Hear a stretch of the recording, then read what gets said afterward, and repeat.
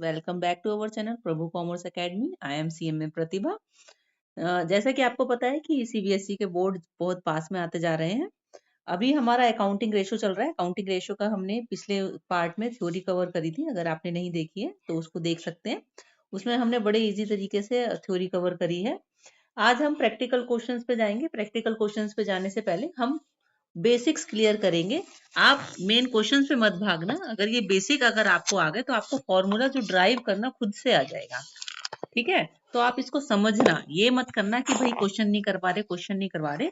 अगर आपको वो चीज, मेरी समझाई हुई चीज समझ में आ जाती है तो आपको फॉर्मूला याद करने की बिल्कुल जरूरत नहीं होगी। ठीक है, तो आप शुरू से बने रहे और पूरी वीडियो देखना। ठीक है, इसमें हम बेसिक मेन जो बिल्कुल बेसिक होता है ना कि हमने ये चीज क्यों ली, तो वो चीज सारी कवर करेंगे। तो इसको आप मिस मत करना। ठीक है, तो हमारा जो टॉपिक चल रहा था वो चल रहा था क्लासिफिकेशन ऑफ। अभी हमने थ्योरी पोर्शन कवर करा था, अभी हम करेंगे क्लासिफिकेशन ऑफ रेशो। ठीक है, रेशो की जो क्लासिफिकेशन है इसको चार भागों में बांटा गया है। पहला है लिक्विडिटी। मैं अभी मतलब समझाऊंगी, आप इतने ये पहले देख लीजिए कि कौन कौन से पार्ट्स हैं। पहला है लिक्विडिटी रेशो, दूसरा है सोलवेंसी रेशो, इसके मतलब भी बताऊंगी कि क्या होता है। तीसरा है एक्टिविटी रेशो। ठीक है, एक्टिविटी या फिर इसको कहते हैं टर्न ओवर रेशो। ठीक है जी, और जी चौथा है हमारा प्रॉफिटेबिलिटी रेशो। अब प्रॉफिटेबिलिटी को हम इनकम रेशो भी कहते हैं। अब कई बार क्या है, नाम चेंज करके भी आ जाते हैं। अब सीधे सीधे क्वेश्चंस तो आते नहीं है, तो अगर आपको इनकम रेशो कह दिया जाए या प्रॉफिटेबिलिटी, तो दोनों एक ही होते हैं। अब आज हम पहले पार्ट पे बहुत फोकस करेंगे। ठीक है, इसके क्वेश्चंस आप मतलब जब क्वेश्चंस आएगा तो आपको अगर मेरे ये बेसिक्स याद रहेंगे तो आप इजीली ड्राइव कर लोगे, चाहे कितना भी घुमा के दिया गया हो आंसर। ठीक है, तो लिक्विडिटी रेशो क्या होता है? लिक्विडिटी का मेन मतलब ये होता है कि भाई आपकी जो शॉर्ट टर्म फाइनेंशियल पोजीशन रहती है, मतलब कोई कंपनी है, ठीक, उसको अपना जैसे बिजनेस माल बनाना है, मान लो कोई मैन्युफैक्चर करना है, मैन्युफैक्चरिंग करने के लिए उसको स्टॉक चाहिए होगा। ठीक है, उसमें उसको छोटे, इसमें ना छोटे पीरियड की ड्यूरेशन देखी जाती है। जैसे कि उसको कैश चाहिए, कैश कितने 10-15 दिन का माल बना सके, इतना इनफ उसके पास कैश होना चाहिए। तो आपको पता है कि कैश कैश कहाँ पे आता है? कैश आपको ना सबसे पहले ये पता होना चाहिए कि आपकी जो है करंट एसेट्स कौन से होते हैं और करंट लायबिलिटी क्या होती है और क्विक एसेट्स क्या होते हैं। ठीक है, करंट एसेट्स आपको पता होगा कि आपका जो 12 साल से कम, 12 साल से 12 महीने से के अंदर अंदर जो भी एसेट या फिर जो भी चीज यूज हो रही है आपके बिजनेस को रन करने के लिए, उसे हम कहते हैं करंट एसेट। मैं दोबारा रिपीट कर देती हूँ कि करंट एसेट उसे कहते हैं जो हमें 12 महीने के अंदर अंदर यूज हो रहा होता है अपने बिजनेस को रन करने के लिए। ठीक है, तो उसे हम कहते हैं करंट एसेट। अब जो एक्सपेंसेस होते हैं, एक्सपेंसेस अलग चीज होती है, एसेट्स अलग चीज होती हैं। ठीक है, एक्सपेंसेस में क्या डिफरेंस रहता है? एक्सपेंसेस में ये रहता है कि उसने सैलरी दे दी। ठीक है, ये मेन आपका डायरेक्टली हिट नहीं करता, डायरेक्टली आपकी प्रोडक्शन में हिट नहीं करता, इनडायरेक्टली आपके वो एक्सपेंसेस होते हैं। तो वो एक्सपेंसेस होते हैं और ये पी एंड एल में शो होते हैं। और एसेट्स क्या होते हैं? एसेट्स वो होते हैं जो सीधा सीधा, जो डायरेक्टली इन्वॉल्व रहते हैं प्रोडक्शन में। ठीक है, अब जैसे कैश है, कैश तो मैं सीधा जाऊंगी दुकान पे और दुकान से क्या मटेरियल खरीद लूंगी। ठीक, तो इसलिए ये डायरेक्टली हो गया, तो ये हमारे एसेट साइड, मतलब ये हमारी बैलेंस शीट में शो होते हैं एसेट साइड में। ठीक है, दूसरा, अगर मैं डेटर्स की बात करूं तो डेटर भी तो हमारे सीधे सीधे प्रोडक्शन से इन्वॉल्व होंगे। अगर हमने सेल करी, मान लो, है ना, सेल करी, सेल करने पे क्या, हमने उधारी पे दे दिया, किसी को उधारी पे दे दिया, तो वो सीधा सीधा इन्वॉल्वमेंट है हमारे बिजनेस के साथ। ठीक है, वो इनडायरेक्टली नहीं है। ठीक, तो आपको ये समझ आ गया होगा। तो सैलरी जो है इनडायरेक्टली पार्ट होता है, तो जो इनडायरेक्टली पार्ट होते हैं वो हमारे प्रॉफिट एंड लॉस में होते हैं, जो डायरेक्टली होते हैं वो एक मोटा मोटा एसेट साइड्स में होता है। ठीक है, अब आपको करंट एसेट्स में कोई दिक्कत नहीं आनी चाहिए। ठीक, जो भी बैलेंस शीट में, बैलेंस शीट आप अच्छे से देख लेना, कभी अगर मेरे को टाइम मिलेगा तो मैं बैलेंस शीट के एक एक आइटम को अच्छे से समझाऊंगी। ठीक, आपको ये समझ आ गया कि करंट एसेट्स है। ठीक है, लिक्विडिटी का मैं बता रही थी आपको। लिक्विडिटी क्या होती है? जब हम शॉर्ट टर्म फाइनेंशियल पोजीशन को एनालाइज करते हैं, ठीक है, कि हमारे पास मतलब बहुत कम टाइम के लिए अगर हम देखें कि हमें इतना कैश चाहिए, ठीक है, या इतनी हमारी पोजीशन होनी चाहिए। तो उस चीज को कहते हैं लिक्विडिटी रेशो से वो चीज कंपेयर कर सकते हैं हम। ठीक, लिक्विडिटी रेशो में दो चीजें आती हैं हमारी। ठीक, लिक्विडिटी रेशो में क्या आती हैं? दो चीजें आती हैं। एक तो हम करंट रेशो से हम मेजर कर सकते हैं, क्या रहता है, एक तो करंट रेशो होती है, करंट रेशो होती है, दूसरा होता है हमारा क्विक रेशो। इसमें ना बहुत माइन्यूट सा डिफरेंस है। तो आप है ना क्या अभी इतनी शॉर्ट ट्रिक बताऊंगी तो आप खुद हैरान हो जाओगे कि ये कैसे, ये तो हमने पहले कभी सोचा ही नहीं था। ठीक है, तो करंट रेशो की जो आपका जो फॉर्मूला होता है वो होता है current asset divided by current liability. Current assets में क्या क्या आ जाता है, अब आपको रटने की जरूरत नहीं है। ये देखो, जो भी बैलेंस शीट में जैसे आपका क्लोजिंग स्टॉक हो गया, ठीक है, क्लोजिंग स्टॉक हो गया, या डेटर्स हो गए, या देखो ये भी हमारे 12 महीने के अंदर अंदर हमें हमें लेना होता है ना इनसे पैसा।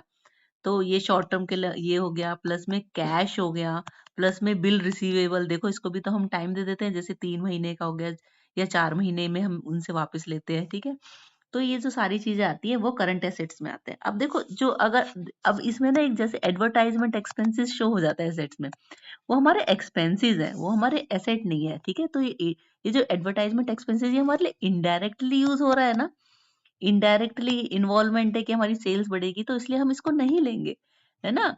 जैसे और ये क्लोजिंग स्टॉक हमारा डायरेक्टली लगेगा, डेटर्स हमने डायरेक्टली सेल करेंगे, कैश हमारा डायरेक्टली जाके सामान खरीद लेंगे। जो बिल रिसीवेबल है ये भी हमने उसके नाम, बिल रिसीवेबल तो पता होगा ना आपको, बिल रिसीवेबल कहते किसे। ठीक है, ये डेटर का ही नेक्स्ट रूप होता है। ठीक है, डेटर से तो आप सीधा पैसे ले लोगे, वो कह देगा। बीआर में क्या होता है कि डेटर्स कहता है कि भाई अभी मेरे पास पैसे नहीं है, तो आप ऐसा करो, आप 4 महीने बाद आओ और मेरे से ये लेटर ले जाओ। ठीक है, तो एक तरीके से एक रिटर्न इंस्ट्रूमेंट होता है बीआर। तो उसमें आपका ये महीने कितने महीने, डेट, ये सब फिक्स रहता है। तो उस दिन जाता है दुकानदार कहता है ये ले, ये बीआर तूने दे रखा था और पैसे दे दे मुझे इसके बदले। तो ये होता है बिल रिसीवेबल। तो ये डेटर्स का ही बड़ा या बड़ा भाई कह लो। ठीक है, तो करंट एसेट्स हो गए। करंट लायबिलिटी में क्या आ जाता है, करंट लायबिलिटी में आ जाता है आपके क्रेडिटर्स आ जाते हैं। ठीक है, और क्या हो सकता है, बताओ। हाँ, ये हो सकता है, लोन एंड एडवांस हो सकते हैं, ये भी जो शॉर्ट टर्म के होते हैं, लोन एंड एडवांस हो सकता है। ठीक है जी, शॉर्ट टर्म वाले। और क्या हो सकता है, बीपी हो सकता है, बिल्स पेबल, वेरी गुड। ठीक है, तो करंट लायबिलिटी में ये सब हो जाते हैं जो शॉर्ट टर्म के लिए हमारे हमें जो देन दे होते हैं, मतलब जो हमें देनी होती है चीजें, जो हम जब हमें पैसे पे करने होते हैं शॉर्ट टर्म में ही। ठीक, लॉन्ग टर्म के तो जैसे हो गए आपके डिबेंचर्स हो गए, प्रेफरेंशियल शेयर्स हो गए, या लॉन्ग टर्म लोन्स होते हैं, वो चीज होती है। ठीक है, तो वो करंट में नहीं आता। करंट का मतलब हो गया शॉर्ट टर्म के लिए। ठीक है, तो इसलिए जो इसका मीनिंग होता है लिक्विडिटी रेशियो का, कि ये होता है कि इससे हम मेजर कर सकते हैं शॉर्ट टर्म फाइनेंशियल पोजीशन को। हम अपनी फाइनेंशियल पोजीशन पता कर सकते हैं कि कंपनी कितनी अच्छी फाइनेंशियली स्ट्रांग है, बस शॉर्ट टर्म के लिए। लॉन्ग टर्म के लिए तो हम ये सॉल्वेंसी रेशो मेजर करेंगे। ठीक है, तो अभी हम पहला फोकस हमारा लिक्विडिटी का है। तो आई होप आपको ये समझ आया होगा कि करंट एसेट में क्या क्या चीजें इन्वॉल्व होती है और करंट लायबिलिटी में। अब देखो मैं बताती हूँ कि करंट रेशो में क्या कहता है, करंट एसेट्स अपॉन में करंट लायबिलिटी। करंट एसेट्स हमारे डबल होने चाहिए, है ना, 2 टाइम्स होने चाहिए, और ये हमारी आइडल रेशो है। देखो मैं बताती हूँ कि ये आइडल रेशो क्यों हुई। करंट लायबिलिटी हमारी 1 टाइम होनी चाहिए। ठीक है, जैसे मान लो आपके पास कोई है ना, फर्नीचर है, फर्नीचर आपने खरीदा 20,000 का, अब आपने उसके लिए उधार लिया है 10,000 का। तो ये चीज स्ट्रांग मानी जाती है कि भाई अगर ये करंट एसेट को बेचेगा तो अपना करंट लायबिलिटी तो इजीली पे कर देगा। इसलिए हमारे हमेशा ना करंट एसेट्स डबल होने चाहिए। क्योंकि कई चीजें ऐसी होती है ना कि अगर हम बेचने जाते हैं, मान लो ये डेटर से ही पैसे लेने जा रहे हो आप, ठीक है, और वो कह दे कि अभी मेरे पास पैसे नहीं है, तो आप 10 दिन बाद या 20 दिन बाद आना, तो क्या वो ऑन द स्पॉट कर सकेगा? तो उसे इतना मार्जिन लेके चलना पड़ता है करंट एसेट में, कि भाई सारे ही थोड़ी ना एकदम से बिक जाएंगे। इसलिए वो डबल का मार्जिन लेके चलता है कि वो अपनी करंट ऑन द स्पॉट अगर मेरे को लायबिलिटी पे करनी पड़ी तो वो पे हो जाएगी। ठीक है, तो आई होप आपको आपको अभी ये समझ आया होगा। ठीक है, तो ये डबल होता है करंट एसेट। तो अब आपको है ना इसमें दिक्कत नहीं आएगी अगर आपका एमसीक्यू में आ गया ना कि भाई आइडल रेशियो क्या होती है, उसकी करंट एसेट करंट रेशो की, तो आप कह देना 2:1। और मैंने बता दिया कि क्यों होती है, क्योंकि हम वो डबल का मार्जिन लेके चलते हैं कि अगर हमारी सारी नहीं बिकी तो करंट एसेट्स में जो मोटा मोटा है कुछ दिनों बाद, तो वो डबल का लेके चलेंगे, तभी हम वो करंट लायबिलिटी को पे कर सकते हैं। ठीक है, अब देखो, अब है मेन जो क्विक रेशो। ठीक है, क्विक रेशो में क्या होता है कि देखो, क्विक रेशो, क्विक मतलब मेरे को है ना, बिल्कुल वेट ही नहीं करना है, मुझे तो क्विक रेशो निकाल दो। तो इसमें से है ना, बच्चे ना रटते रहते हैं कि करंट एसेट में से भाई मैं स्टॉक लेस कर दूंगा, करंट एसेट में से मैं भाई बीआर लेस कर दूंगा, जो मोटा मोटा है। देखो, मैं मेन ये बताती हूँ कि भाई क्यों लेस करना है। ठीक है, क्विक का मतलब ये होता है कि भाई आपको वो सप्लायर या फिर आपको उसका एड्रेस पता है जिससे आपको पैसे लेने हैं। ठीक है, अब ये बात ध्यान से सुनना। ठीक, तो उसको पता होता है कि उसको कौन सा दरवाजा खटखटाना है कि वहां से उसको पैसे मिलेंगे। देखो, अब करंट एसेट्स है, करंट एसेट्स तो टोटल आपकी ब्लैंकेट हो गया कि ये टोटल करंट एसेट्स है। इसमें से आपने स्टॉक है, मान लो स्टॉक, आप मार्केट में जाओगे। ठीक है, मार्केट में जाओगे, फिर उसके बाद आप कस्टमर ढूंढोगे, फिर वो पे करेगा। ठीक है, तो क्या आपके स्टॉक को डायरेक्टली पैसे मिल पा रहे हैं? नहीं मिल पा रहे, तो इसलिए ये इसमें से लेस हो जाएगा, क्योंकि ये क्विक नहीं है, ये हमें जल्दी से नहीं हो सकता। अब जैसे डेटर्स है, डेटर्स तो आपको तुरंत पता है ना कि मुझे कौन से दरवाजे जाना है।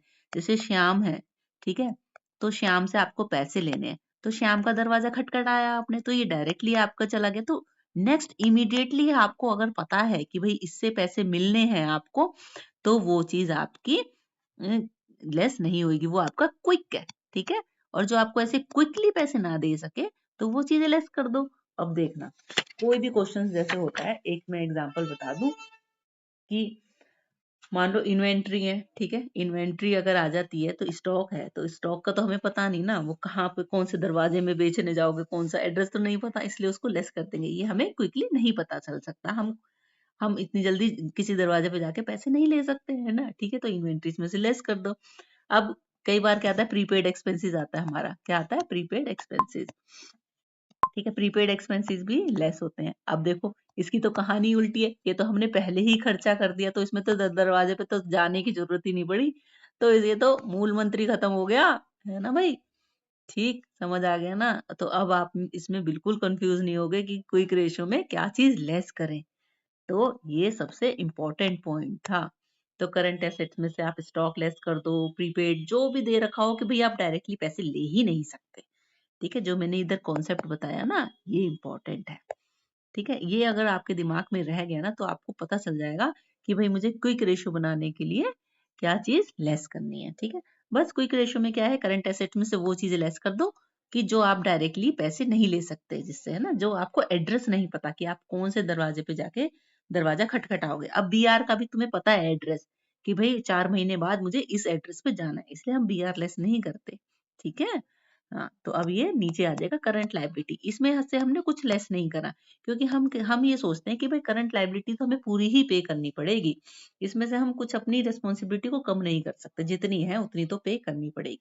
ठीक, अब क्विक रेशियो की जो आइडल रेशियो होती है, वो होती है 1:1, क्योंकि इसमें से जो लेट बेचने वाली चीजें होती हैं वो तो हमने पहले ही डिडक्ट कर ली, तो हम इसको उतना ही रखते हैं जितनी हमारी करंट लायबिलिटी है। तो भाई हम गए दरवाजे पे, पैसे लिए और करंट लायबिलिटी जो क्रेडिटर्स हैं उनको पे कर दिया, बस। तो आई होप आपको ये इंपॉर्टेंट कॉन्सेप्ट समझ आया होगा, और बड़े फनी वे में समझ आया होगा, तो आप ये कभी भी नहीं भूल सकते।